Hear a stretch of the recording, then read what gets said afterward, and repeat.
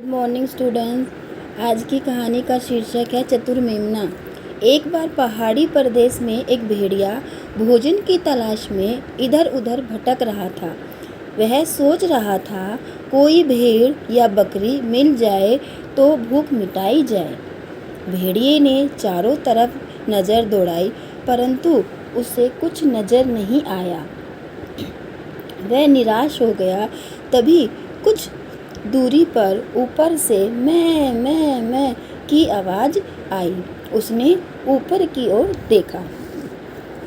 एक बकरी का मेमना धारदार चट्टान पर घास चर रहा था। भेड़िए ने छलांग लगाकर वहां पहुंचने की कोशिश की, लेकिन उसके लिए यह संभव नहीं था।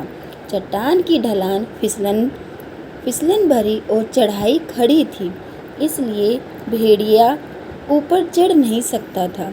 अब वह क्या करे? उसने ऊंची आवाज़ में कहा, भाई मेमने, तुम्हें इतनी ऊंचाई पर देखकर मुझे बहुत डर लग रहा है। यदि तुम ऊपर से गिर गए तो तुम्हारा क्या होगा?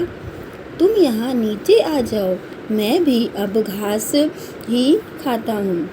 हम दोनों यहाँ आराम से घास चरेंगे। भेड़िए की बात सुनकर मेमना शक्ति से बोला, भेड़िए भैया, मेरी चिंता करने के लिए आपको बहुत बहुत धन्यवाद, परंतु मुझे यही चट्टानों पर घास चरना अच्छा लगता है। भेड़िया बोला, भाई मैं तुम्हारी बात का मतलब नहीं समझा। तुम नीचे आ जाओ, यहाँ बहुत हरी घास है। वहाँ सूखी घास क्यों चर रहे हो? वह जगह पथरीली तथा फिसलन भरी भी है। तुम अचानक वहाँ से गिर जाओगे तो मर जाओगे। मुझे सचमुच तुम्हारी बहुत चिंता हो रही है। छोटा मेमना बहुत चतुर था। वह इस प्रकार सरलता से भेड़िए के चंगुल में फंसने वाला नहीं था। मेमने ने बड़ी सरलता से भेड़िए से कहा, भेड़िए भैया, मेरे लिए आप इतनी चिंता कर रहे हैं, इसमें मुझे आश्चर्य हो रहा है, परंतु सच तो यह है कि आपको वास्तव में अपने भोजन की चिंता है, मेरे गिरने की नहीं। मैं यहाँ पर ठीक हूँ। अब भेड़िया समझ गया कि उसकी कोई चाल यहाँ काम आने वाली नहीं है।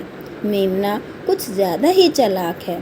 भेड़िया निराश होकर चला गया। शिक्षा: हमें जल्दी ही किसी की बात पर विश्वास नहीं कर लेना चाहिए। Thank you for watching.